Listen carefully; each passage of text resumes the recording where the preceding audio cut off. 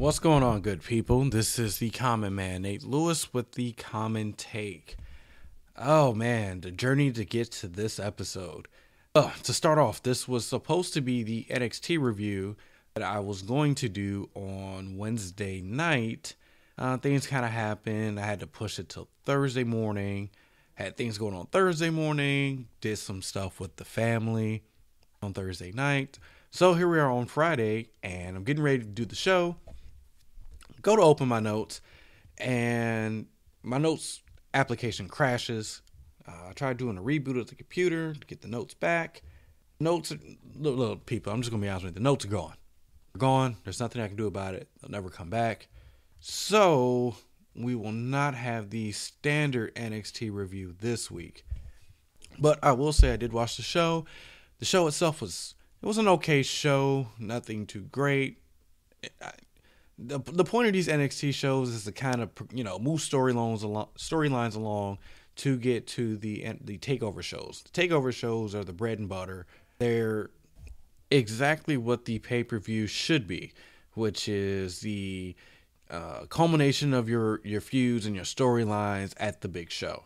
So that in mind, Regal comes, I believe it's a segment kind of in the middle of the show.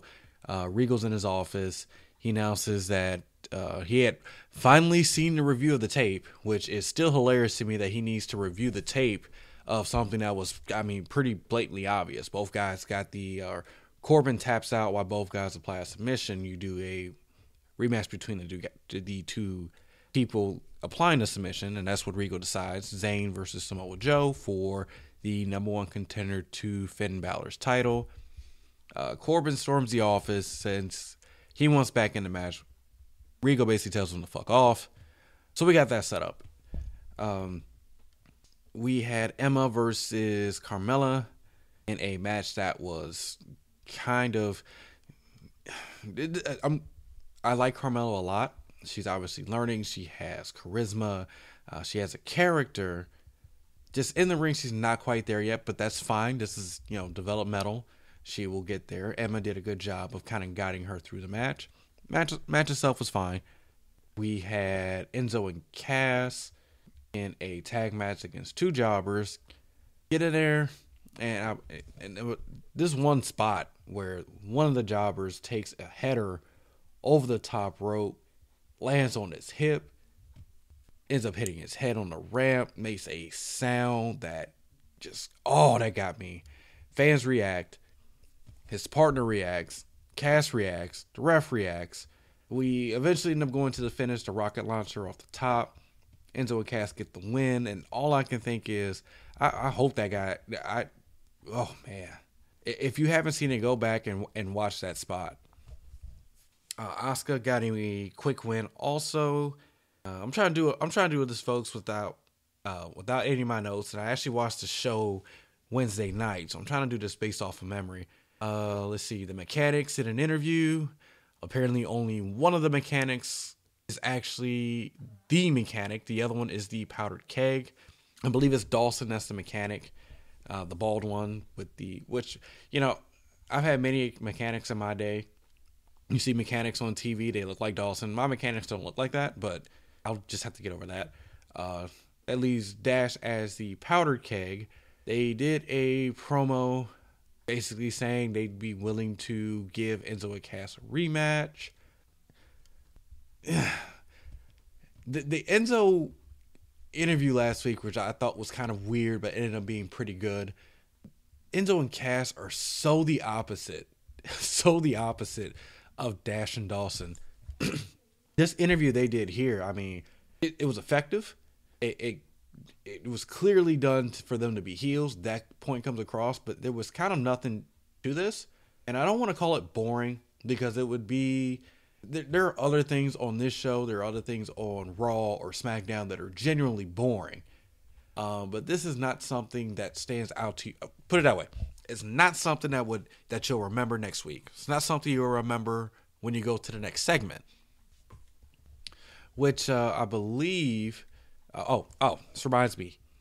We get a interview. Tom Phillips interviews Carmella, and it was done kind of in a basic kind of sit down way.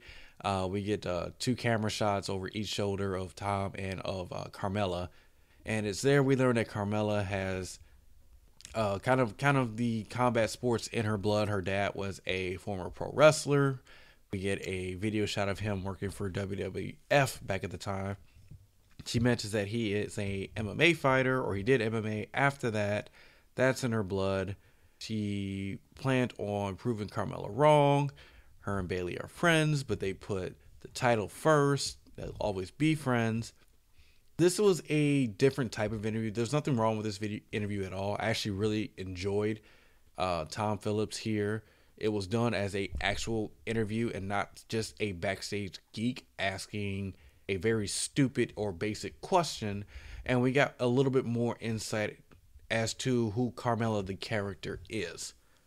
That being said, I see a very much heel turn coming for Carmella, but and that kind of confuses me because Enzo and Cass they're along with the American Alpha are probably the most over tag team that you have in NXT, and to turn them heel at any point is just the wrong way to go about it.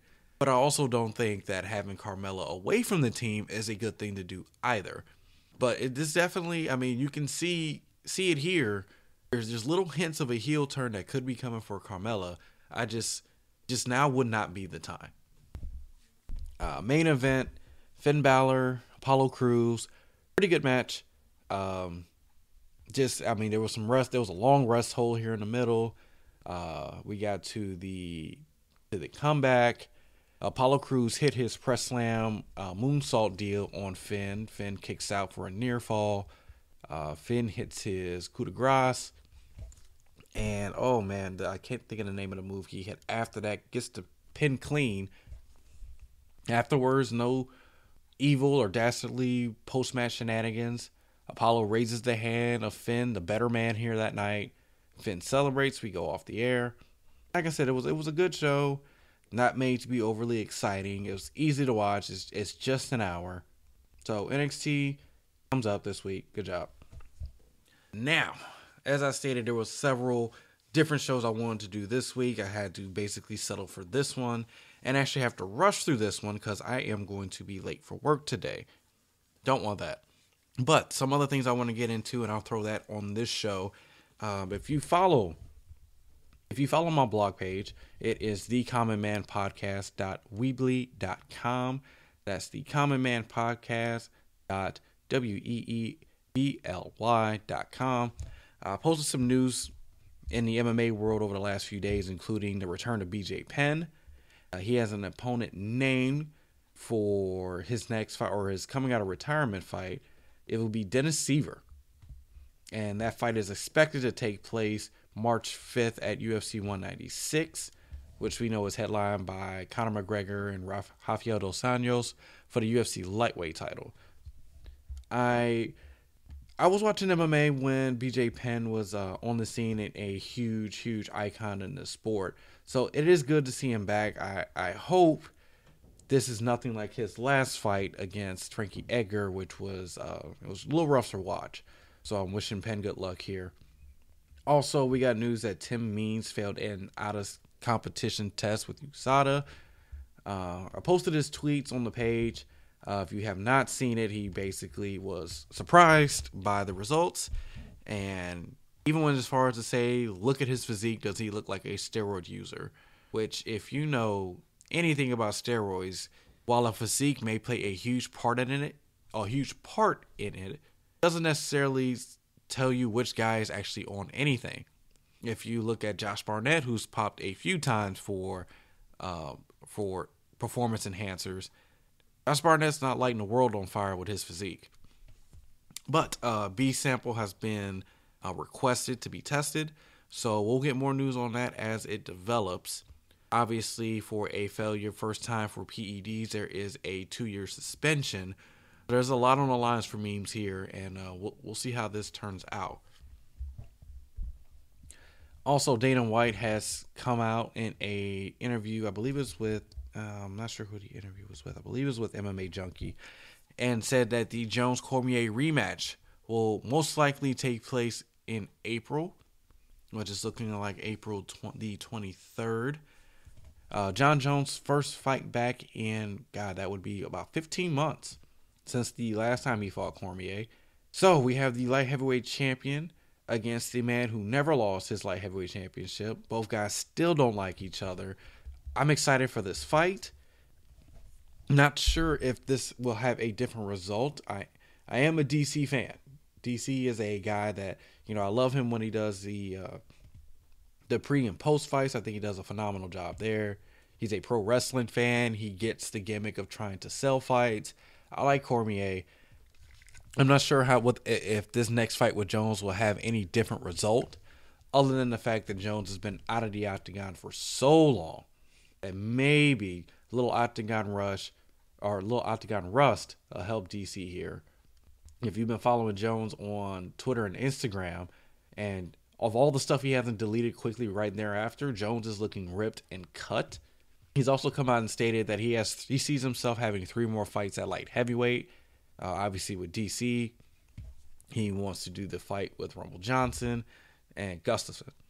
So the accumulation of mass that Jones has had lately appears to be a telltale sign that he is moving to the heavyweight division soon. So we will keep track of that as well. And with that, I'm going to wrap up this episode. And I am so sorry that this is not the standard issue comment take, but I'm up against the clock. But just wanted to give you guys a couple of notes. Obviously, however you're listening to the show, there are tons of ways to listen, including iTunes, SoundCloud, Podomatic, Stitcher, YouTube. All the links will be in the description. Look, if you like the show, review it, leave comments. If you hate the show, tell me you hate the show. What I need to do to fix it. You can tell me to fuck off. I don't care. But if you listen to the show, feedback's always appreciated. And next week is a huge week for me. I have a ton of guests lined up. Cindy will be on the show. Penny will be on the show. Lewis is coming back. Everybody loved the Lewis show. I got a lot of actually feedback on Lewis in his short stint here. He'll be back.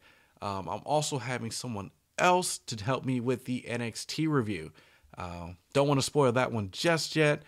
If you hit the front page of the blog page, you'll find out who that is in the next coming days. So we have surprises there as well. The Common Man Podcast on Facebook. There is a Facebook page. You can check that out. That'll have little news clips. I'll post updates from the web blog there also. There's also t-shirts, hoodies, little things you can buy to help support the podcast. If you love it, head on over there. Check those out. And with that, people, I am out of here. I am so sorry for the short show. I will be back here soon.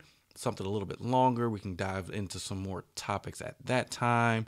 But until then, peace and chicken grease.